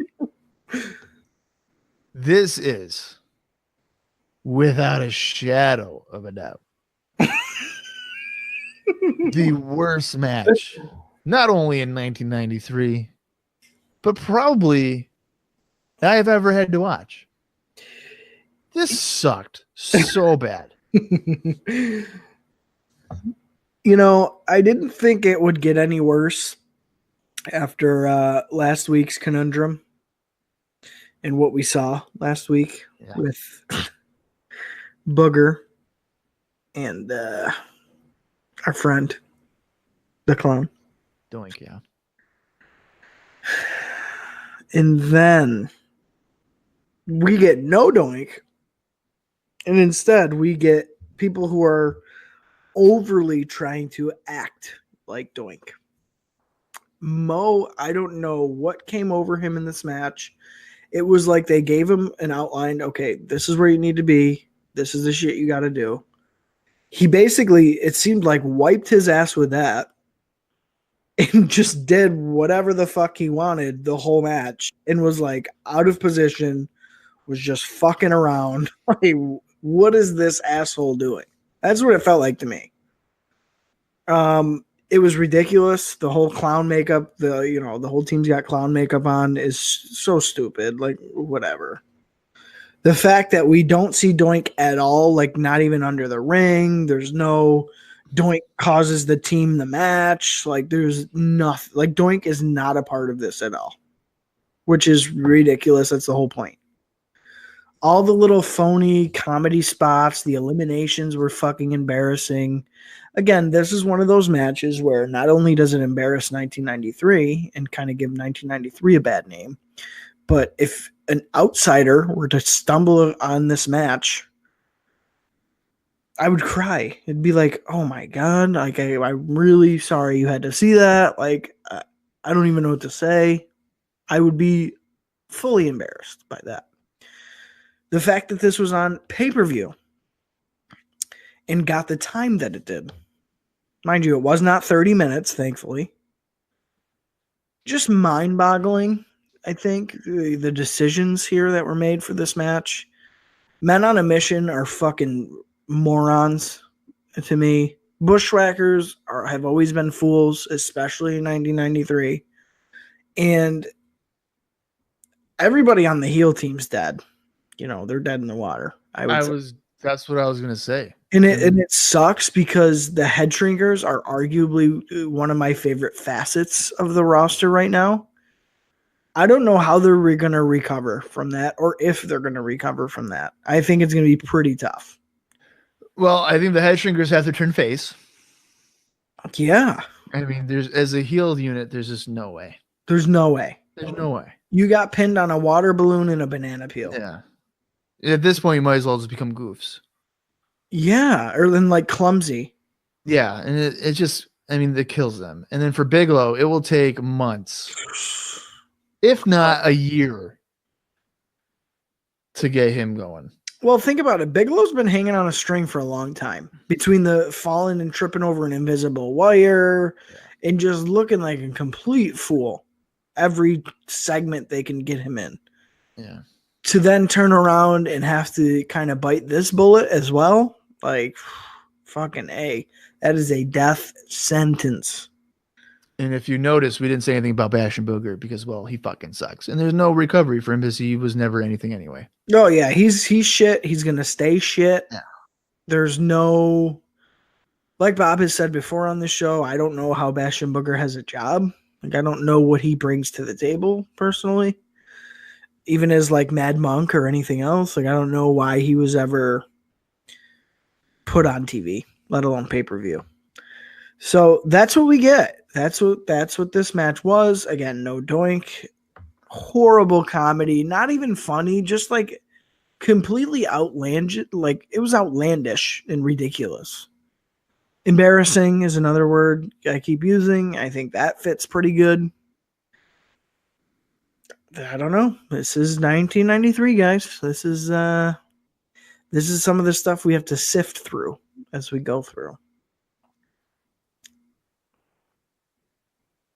Horrible. That was just a moment of silence for all of, for Bam Bam and the Head Shrinkers right there.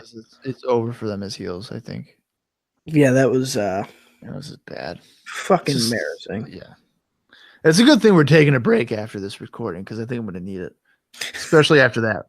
We need recovery time. Yeah. But it's not over, Bob. It's not because we got more. So after the match here, we go and we see on the big screen as Big O's walking out that Doink appears, and it is definitely a new person playing Doink. It's dude, the voice is way off, the look is way off. He's just repeating Matt Bourne's jokes. Like he's got no new material. Yeah, but in the way that he's laughing and stuff, he's just trying too hard to be like a puppet. He sounds like Barney, like ho yo ho hey, they're the Big O, like that type of thing. I didn't really like it. He's laughing at Bigelow for losing to the four Doinks. And he's like, Mabel, Doink Mabel, Doink Mo, Doink. It's stupid. I don't know what was worse. I don't know if the match was worse or this post-match segment was worse because now it looks like a cheap knockoff of Doink. Like it's obviously a different person. Obviously. Like they might as well acknowledge that it's a different person because that's how obvious it is. And he's way over the top. And not only that, it's dreadful to think that they're going to drag this feud out. Like Doink and Bam Bam's not over. That's what I would take from this. Yeah, not by a long shot. And you're right because the way Matt Bourne played Doink, he played it like it's a guy just dressed up as a clown. Yes. This guy is playing it up like he's a clown. Yeah, it's ridiculous. If that makes any sense. No, it's true because Matt Bourne kept a little bit of human. Right. And this guy's trying to make it seem like he's like a clown. Yeah. Like Ronald McDonald type of clown. Yes.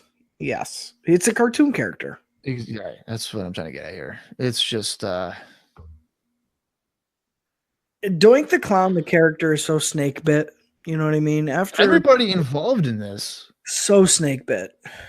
Yeah. I mean, man on a mission. Sure, they like fuck. First of all, fuck the Bushwhackers. I hate the Bushwhackers. I'll never like the Bushwhackers. Oh yeah.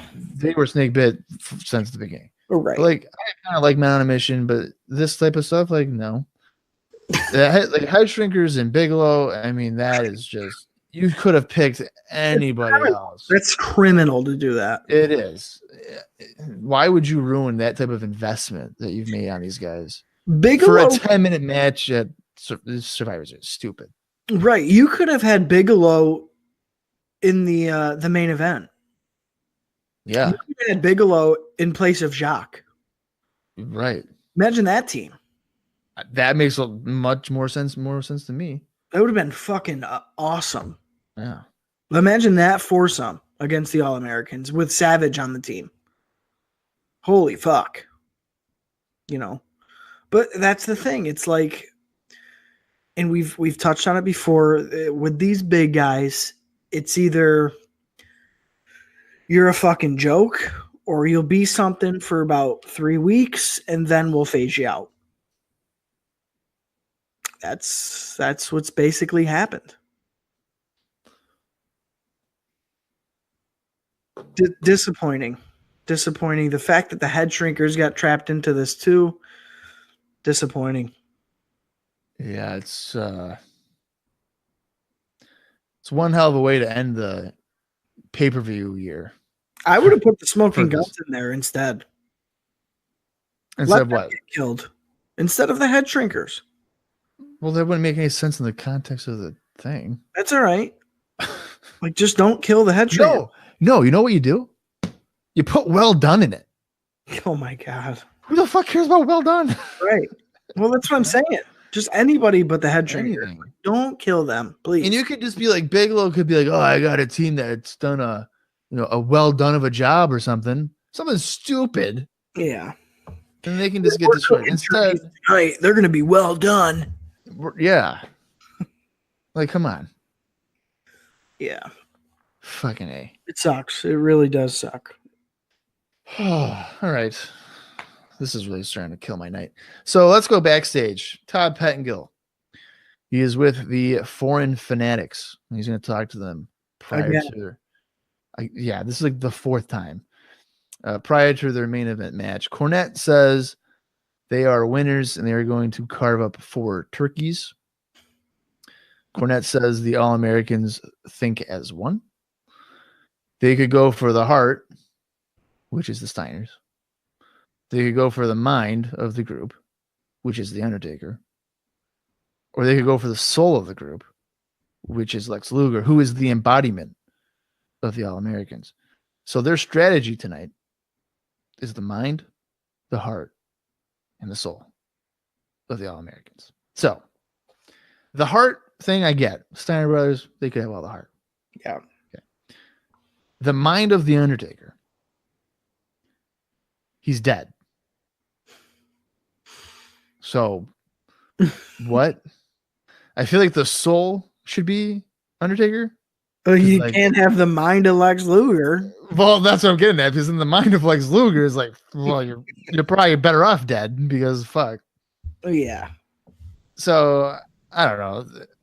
I can see where Cornette was trying to go with this, but I don't think it really did much of anything. It didn't really make much sense to me. I didn't think it was a really big of a promo here. The roles didn't quite fit. And I feel like Jim is really trying. He is trying really hard. Trying to make it happen. He's trying to make it work.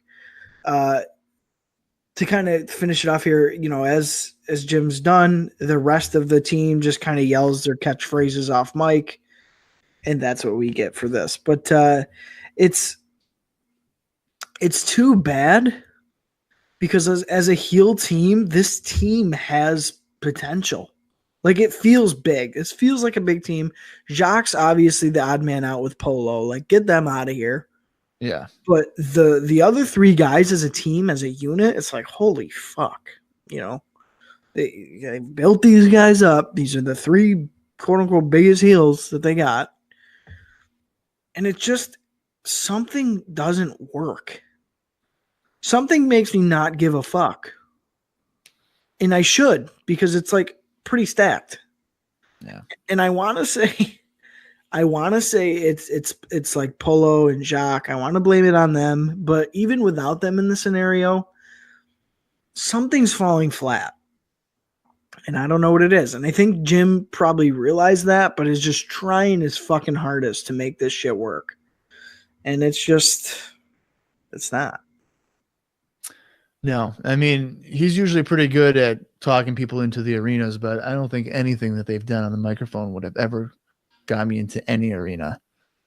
So, he has good lines. There's times where it's like, oh, okay. Yeah, they're good lines, but they're not lines where it's like, oh, I'm going to go see that. They don't have enough weight behind them. Yeah. It's like they're hollow, and they're hollow. And not only that, you've heard it fucking 5 times at this point. If anything, you just want to go to hurry it up and get beyond that. Like, oh my God, if I fucking go, will you stop talking about it? Right. That's not what you want.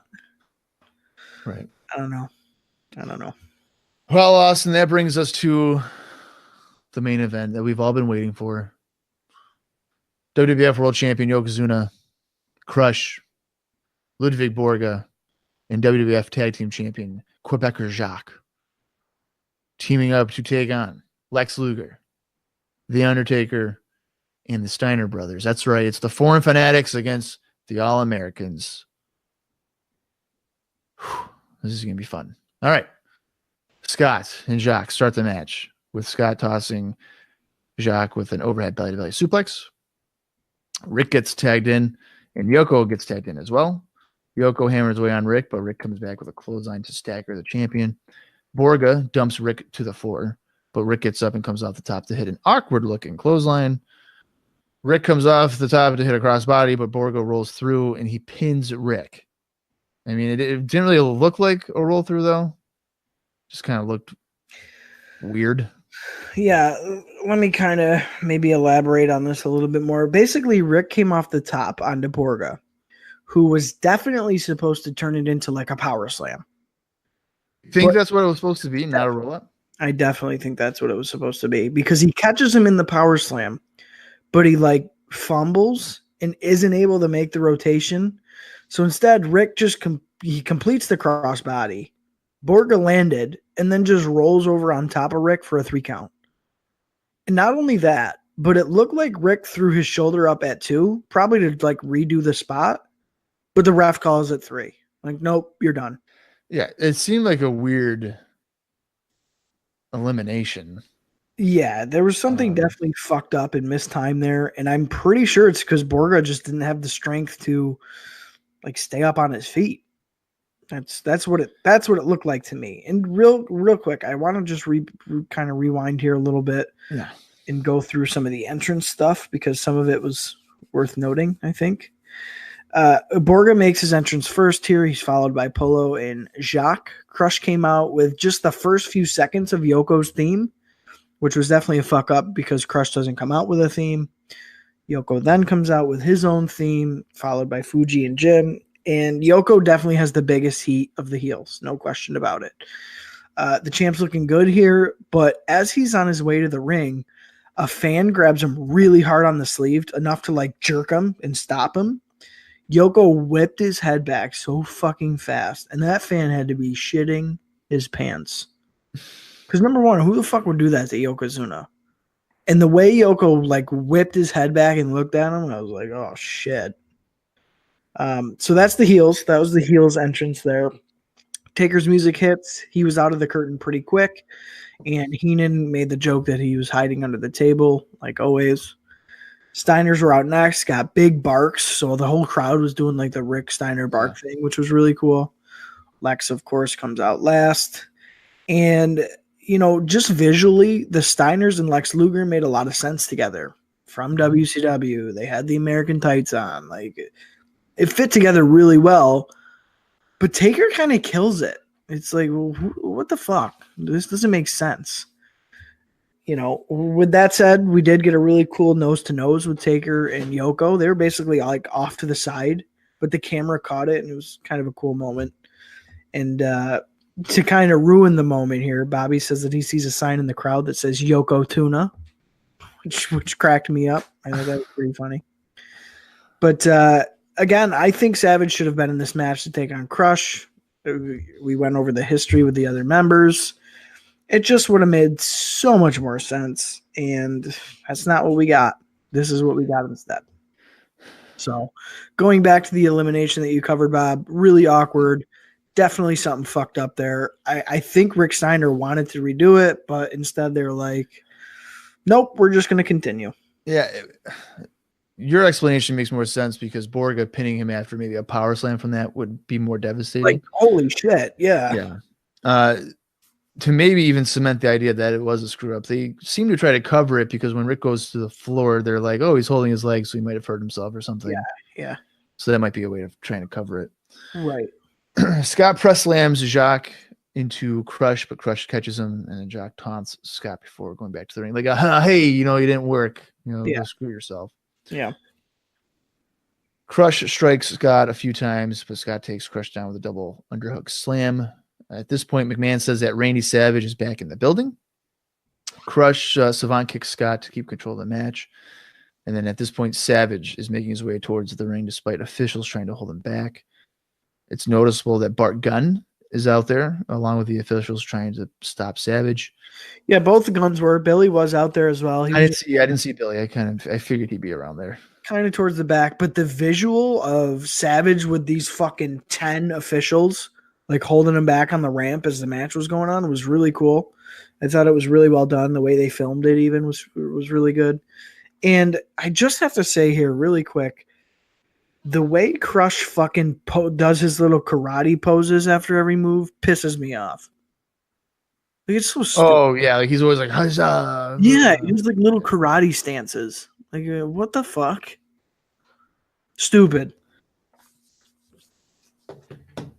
Is his character even like martial art? I don't even understand. I'm so confused. I take it that Fuji showed him some moves, so now he's like, I know karate moves now. Like, I don't know, dude. Like, it just doesn't make sense. He's from Hawaii. Like, what the fuck is going on here? Yeah, that isn't. I don't know. I'm trying to like wrap my head around the reason. He's lost. Crush is lost. Yeah, he doesn't probably know where his heel persona is supposed to go at this point. No. Crush press slams Scott Steiner over the tops of the floor, and he continues to beat on Scott with a headbutt. Savage is trying to get to the ring again, but officials are stopping him. Crush is drop kicked to the floor by Scott.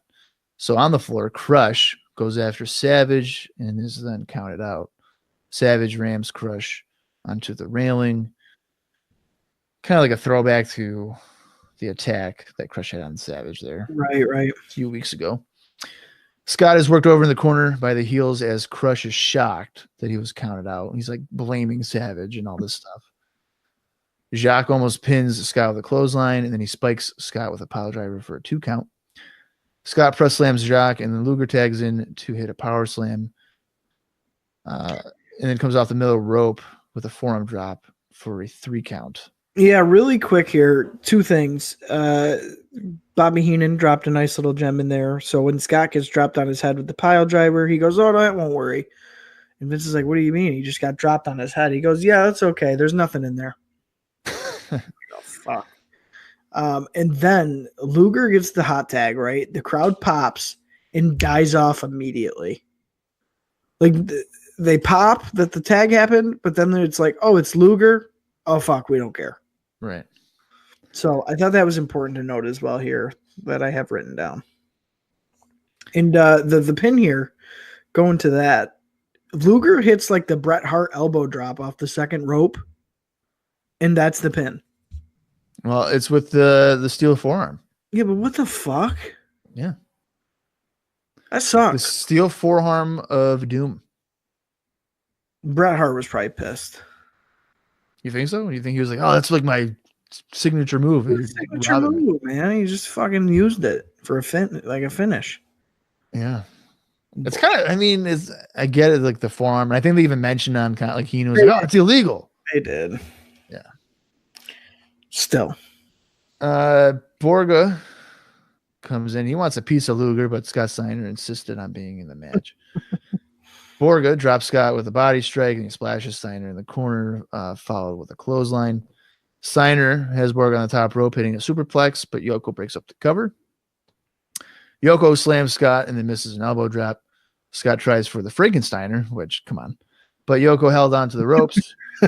Yoko then hits a leg drop to eliminate Scott Steiner. Yeah. And, I guess whatever. Scott Steiner is obviously not the star of the team. But again, it's just, I don't know. Could you imagine if Scott Steiner took Yokozuna over with a Frankensteiner? Well, that's what I'm getting to. It's like, really? Like, you're going to, again, insult our intelligence and think that, he's going to hit that move. The next thing you're going to see is like Scott Steiner going for the Steiner screwdriver. Could you imagine? like, what the fuck? Come on, baby. I can do it. I'm going to eliminate this motherfucker. Yeah. The Taker's going to bury you. All right. Yeah. So stupid. So stupid. Also, really quick here, Vince announces that Savage was again locked out of the building following he's gone. the interference. Bobby goes, how's he keep coming in here? What is he, Batman? Like how's he keep getting in the building? Which I thought was funny. That he's like Bobby's so fucking confused. Like, well, are you serious? Like they locked him out again. Was this number 2? He's gonna get in again. So he's all frustrated. But we get another elimination there. Kind of, whatever. So Yoko works over Luger, choking him over the middle rope. Luger avoids a splash by Yokozuna. Yoko nails Lex with a clothesline to stop his momentum. Borga enters and strikes Luger. Luger avoids Yoko in the corner and then crawls to his corner to tag in The Undertaker. Taker plants Yoko with a jumping DDT. Borga gets decked off the apron. Yoko is able to take Taker over with a belly-to-belly suplex, followed up by a clothesline, and then he hits a leg drop. Yoko drags Taker to the corner, and he attempts the bonsai drop, and he hits it. However, he goes for a second one, and Taker is able to avoid it, kind of diminishing the first one. Yeah, because he sits up out of it. He sits up. He sits up out of all of Yokozuna's power moves here.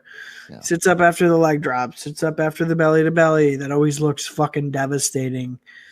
It's one bullet after another. It's like, fucking A. How many heels are we gonna kill on this show? I mean, yeah. The superstars in this episode or this show have really hurt Yokozuna a significant amount. Fucking brutal. Knocked him down several pegs that he did not need to be knocked down on. Nah, right. As the champion heel. And a guy that's been treated as a monster. And now it's like, he's stumbling into ring posts and falling down on his butt. Like looking like a fool. Yeah. And can't even keep the dead man down with his fucking with everything. His best moves. Yeah. I don't know. Taker hits a leaping clothesline, and then they brawl to the floor. On the floor, Taker no sells being sentenced to the ring steps, and they continue to brawl. Yoko just looks terrified, and they get counted out, which the fans did not like. Of course. Because that leaves us with just Borga and Luger, and for Christ's sakes, who the hell would be looking forward to that? So that's probably why they're like, oh my God, no. And another thing too, I was wondering as we were watching this match, I was wondering how many times they've seen this on the house show where Yoko hits the one bonsai and then on the second one Undertaker sits up. Like I'm sure that is a house show spot through and through. Guaranteed. Yeah, and I'm sure everything that we see between Borga and Luger here is something they've seen on the house shows. Exactly. And I'm sure they've ran shows in Boston, so I was like, well, we've already seen this. Yeah. Borga drags Luger to the middle of the ring and he delivers a leg drop because he thinks he's Hogan, but that doesn't work. Oh, dude, I was thinking the same thing. It's like he tries to Hulk up. Yeah. And the crowd is not reacting. Yeah, Luger. Yeah, he gets up and he's like, yeah. And nobody does anything. And they're like, no, man. Yeah. Borga hits a side slam for another near fall and he drives Luger down with a vertical suplex. Borga power slams Luger for yet another 2 count. And then hits a clothesline. Luger takes Borga over with a vertical suplex, and they both go down following stereo clothesline attempts. The referee gets distracted by Cornette and Polo, allowing Borga to hit Luger with the salt bucket that Fuji had gave him. Luger kicks out and gets a second wind. No reaction. Nothing. He's trying to be Hogan 100%. Yeah, it's the attempted dramatic, he's going to overcome all the odds. Yep. Luger plants Borga with a DDT and then connects with a power slam for a 2 count. Luger comes off the ropes and hits Borga with a running forearm, which, of course, has steel in it. It was a clothesline. That's what it looked like. It looked like a clothesline, yeah. And that is able to get a 3 count and the win. So Lex Luger is your sole survivor. And the show comes to an end with fake snow coming down. And Luger is celebrating the win with Santa Claus. Well, so here's the thing. So for the match, Luger is not even the most over babyface in the match. No. That goes to Taker. Yep. I didn't think this was all that great. It was incredibly basic. you could have closed your eyes and maybe called the match. It wasn't really bad, average at best. But the forced push with Luger, I mean, with the fake snow and fucking Santa Claus coming out. I mean, I think they did this the year prior with Brett, but they've been doing so much of this shit with Lex that it's like enough is enough. We don't like him. So, I mean, I don't like him. Not anymore. I liked him when he was all self-centered and stuff, but I have this bad taste in my mouth. This match and like the Bush and the fucking Doink match would probably like if I wasn't doing this podcast, I'd probably be like, you know what? I think I'm done watching for a couple of months. I'll hit up maybe see what's going on around Royal Rumble because this was just bad, just bad. Bad. With the amount, think of it. Okay, 20 years on, or what? 20, almost what? 25. 25 years, yeah. Yeah. The amount of Hall of Fame talent that is in this match is pretty astounding. And yet they either are given basically a glorified house show for this main event by agents and Vince, or they decide to put forth that kind of effort. By no means did this feel like a main event. It really almost didn't even have a big match feel to it. It just, some of the eliminations were really confusing. It almost felt like they were rushing through shit at some points of the match. Even some of the eliminations just felt rushed and like out of place. Yeah. I don't know.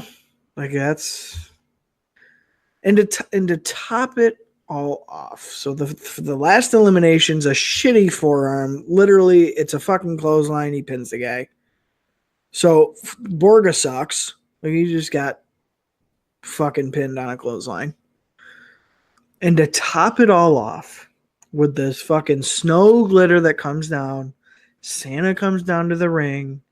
Him and Lex Luger high-five each other. They raise each other's arms. And we fade to black. What a bunch of fucking bullshit that was. If I spent money on this pay-per-view, I would have been disappointed. Really, after the first match, the thing completely basically derails. We get the gem tag team match that you really got to dig for. The Hearts was pretty ridiculous as far as how much time they got. And I'm just left kind of speechless, like especially with the last match, how it did not, in my opinion, not deliver. The abortion of a match with Team Doink versus fucking whatever Team Bam Bam, I guess. I don't know. I don't know where you go from here. And so many of the heels on this show have suffered considerable damage. I'm glad that at least the match that I was looking forward to was actually pretty much the best thing on the card. Even with like the substitute of Savage and the Crush interference, like I don't think that took away from the match at all. Again, the Smoky Mountain match was kind of better than I expected, but it was a shit pay-per-view, in my opinion. Well, I would have to say, even with me paying $9.99 a month for the WWE network, I feel like I still wasted my money. I feel like I wasted my time. For sure, yeah, like 2 hours and 45 minutes. Right? Yeah. The negatives outweigh the positives an incredible amount. I mean, there are some positives. I mean, the Owen Hart thing, that's pretty good. Yeah, that was good. That was good. Kid Genetti and that whole the opening match was probably the match of the night probably. Yeah, like I said, yep. But yeah, just so much is just brutal. I mean, this is probably the worst pay-per-view. Well, it's the worst pay-per-view of the year, no question. Yes. Probably the worst pay-per-view in years for WWF. It's undefendable. Yeah, you can't defend this show. Well, so it's funny you mentioned that because I should have done it before I did this podcast, but I know that Bruce Pritchard and Conrad Thompson recently did a podcast on it, and I want to listen to it and see what he says. Yeah. How can he defend the Doink the Clown stuff? Like, how's that positive for anybody involved? I can't think of one thing. I can't think of one thing. Either. It's just so brutal. And don't tell me it was the popcorn match, because it wasn't. You built that was the Smoky Mountain match. Yeah, that was the Smoky Mountain match. You've built towards this match. It's not the popcorn match. It's not the cool down match. But here's another thing, okay? The Boston crowd, while not vocally, shitting on the Smoky Mountain match, they didn't make any noise. So that's essentially shitting on it. Well, yeah, they ignored it basically. Right. But with the Doink match, they were like laughing and enjoying it. That's embarrassing in itself, because you're telling WWF officials, all right, this is getting over. And it's just brutal. It is just so bad. I hate to keep using the same word, but it literally it's embarrassing.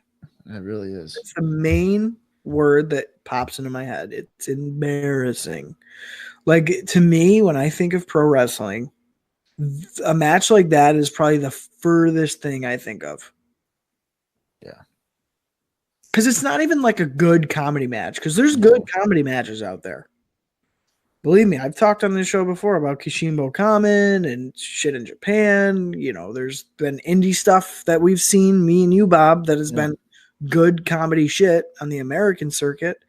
This isn't even good comedy wrestling. This is like I said last week, this is like a shitty indie with two guys who think they're funny that pop each other, but leaves the crowd like, thanks for wasting my $15. Right. It was just, that is the anchor that sunk this Titanic of the ship. Yeah. That is the iceberg that sunk this pay-per-view.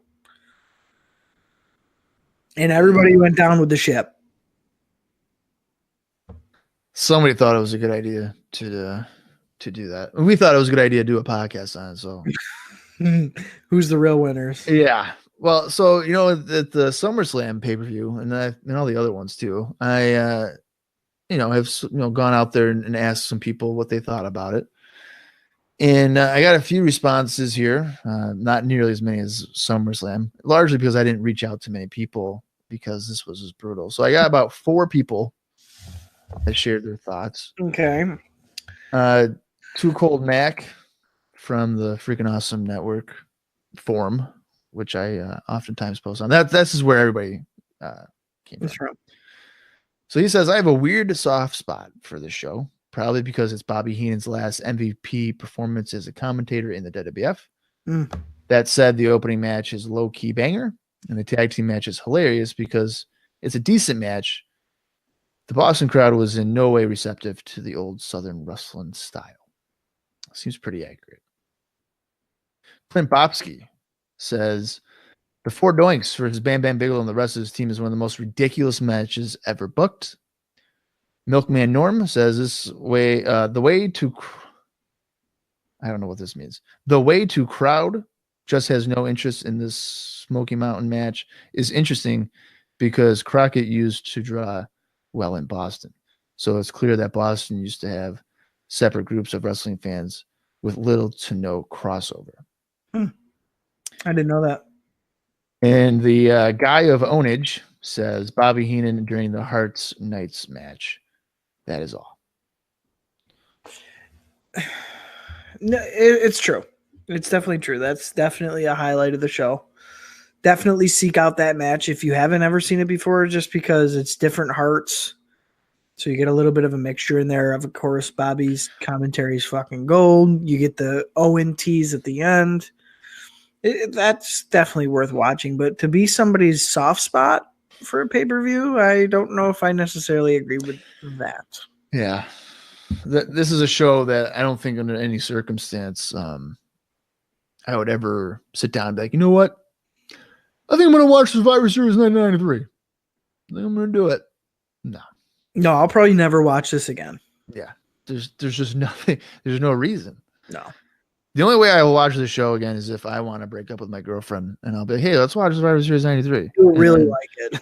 Yeah. And by like 45 minutes in, she'll probably be like, can we watch something else? I'll be like, no, we need to watch this or we're done. And she'll be like, well, then bye. Okay, see ya. Yeah. Going back to what I said earlier in the episode, there was two things that I've seen from this pay-per-view. Of course, the one was the Knights and Hearts. The second moment I had in my head, I guess, didn't happen at this show. So I was wrong. What was the second moment? I don't want to give it away because it's going to happen down the line. All right. You can just tell me off the air then. Yeah. Okay. So this is pretty much a downer of a show. Yes. Last week's episode was full of laughter. This one is like, I'm almost about to cry because, yeah, it's kind of a bitter note to end on. yeah, no kidding. So it's a good thing. Like in a month or so, when we get back to doing this, at least recording our shows with you in Orlando, and that won't be until January. Hopefully, we'll be in a better mood. Yes, we'll need the recharge for sure. Yeah, and like we'll, probably have forgotten all of this. Hopefully. Yeah, we can dream. The scars will remain from Virgil's dick. Yo, bro. Yo, bro. So like I said before, I think it was last week, you'll be in Syracuse for about a week or so, week and a half. And I'm sure one of those days you'll get your butt over here and we'll have a recording day. I'm going to be in high demand, Bob. I know you are, but I call dibs. So yes, I will do everything in my power to at least sit down with you for our bonus watch through or two. Yeah. So 12 hours. Yeah. And so we'll have that. And then that bonus, one of those bonus episodes won't be till like 2019 because we're doing I want to try to do one a month. Yeah. So by the time this is out, our bonus episode with Joe Fortune. Yeah. It will be out there, I'm pretty sure. And then we'll have two sit downs to go before we're done with 93. And then I think two more after that before we get to the Rumble. Not too far away. So I think the Rumble's like on the 23rd. So it's I want to say it's like the third week. Yeah, so we'll be pretty close into the Rumble, and I think by my recollection, the 1994 Royal Rumble is much better than what we just watched. Yes, actually, most of the 94 pay-per-views are much better than what the hell we just watched. Yeah, you know what? I'm looking forward to it. I'm looking forward to 1994 with a basis of 1993 out of the way. Definitely looking forward to some of the faces that pop up. Definitely not looking forward to others that pop up. So I think it's going to be another grab bag kind of year. I'm sure there's going to be shovelware we'll have to dig through. But all in all, I will be glad to be done with 93. I think it's been quite the learning lesson for sure because really, as we said in the first episode of IcoPod, I haven't seen probably 85 to 90% of this stuff. So with that under my belt, the future's looking bright. Yeah, and when we finish up 93, we're probably going to do similar to like a mid-year award thing, but this one will be the end of the year. So might as well get your brain working now, trying to think of ideas here, because there's probably going to be Wrestler of the Year, Heel of the Year, Feud, match, show. Yeah. Your general manager of the year. Basically, you look at a Pro Wrestling Illustrated magazine with their award section, and you can just copy and paste that. And that's probably what we're going to be going for. There you go. We should compare them to the actual ones. Compare ours to the actual. Oh, like the magazine, like the actual magazine? Yeah. That's not a bad idea, actually. Yeah, we'll have to do that. I won't. Now I can't look though to make sure that I don't You get can't look. swayed. You know? Yeah, can't look. Yeah. So it'll be a fun time. We'll, I guess probably go to rehab now and try to forget about all these evil memories. Well, Bob will go to rehab. I'm going to pick up drinking. So I'm just ahead of you on that. Yeah. Yeah. That's good. All right. You got anything else for the 1993 Survivor Series? that we shall leave alone. Hopefully, Bob, to never revisit again. Hopefully, the elimination series of 1993 will rest in peace.